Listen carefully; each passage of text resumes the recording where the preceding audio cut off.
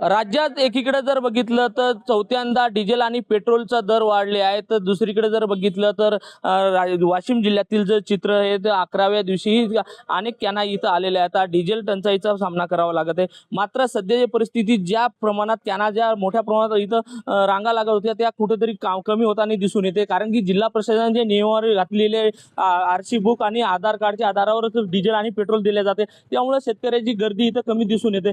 तसेच जर या डिझेलचा दराचा फटका शेतकऱ्यांना बसत असल्याचं चित्र आहे. आपल्यासोबत काही शेतकरी दादा, काय परिस्थिती सध्या?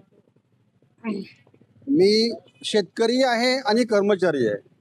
मला या सगळ्या गोष्टीची जाणीव आहे. शासनाने डिझेल वाढीविषयी आतापर्यंत चौथ्यांदा वाढ केलेली आहे, परंतु याचा फटका सामान्य लोकांना बसत आहे. सामान्य कुटुंब या ठिकाणी जवळपास 100 लोकांचं कुटुंब या ठिकाणी लोक येत आहेत. रात्रपासून ते लोक या ठिकाणी बसलेले आहेत. म्हणून शासनाने यावर कायमस्वरूपी अशी उपाययोजना केली पाहिजे, किंबहुना या लोकांना कुठल्याही प्रकारचा त्रास होता कामा नये. डिझेल वाढ एक वेळा तुम्ही करा आणि तुम्ही जाहीर करा की या प्रकारचे हा रेट आहेत. म्हणजे या लोकांना माहीत नाही की किती रेट वाढलेले आहेत.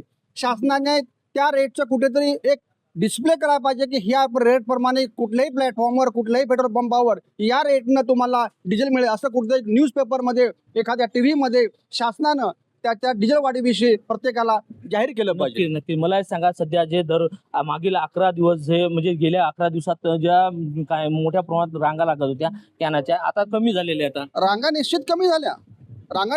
मी पुन्हा सांगतो, रांगा कमी झाल्या, परंतु रांगा जरी कमी झाल्या तरी आपल्याला डिझेल वाढीमुळे किंवा किंबहुना साठा कमी दिसत असल्यामुळे लोकांना असं वाटत आहे की पुढे डिझेल मिळते किंवा नाही मिळत, म्हणून लोक पुन्हा येत आहेत. आणि यामुळे आज रांग तुम्हाला कमी दिसत असेल, परंतु रांग वाढणार आहे, निश्चित वाढणार आहे. प्रत्येक पेट्रोल पंपावर हा त्रास प्रत्येकाला सहन करावा लागत आहे. उन्हाचा त्रास आहे, इथे पाण्याची व्यवस्था नाही आहे. ह्या सगळ्या गोष्टी या सामान्य लोकांना अत्यंत त्रासदायक होत आहेत.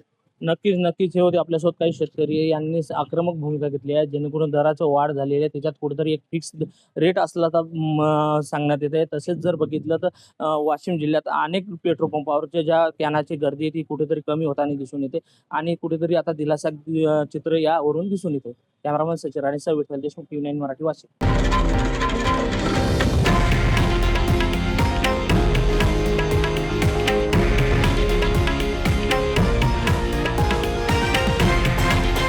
हे आहे देशातील नंबर 1 न्यूज नेटवर्क आणि आपण पाहत आहात TV9 मराठी, एकमेव.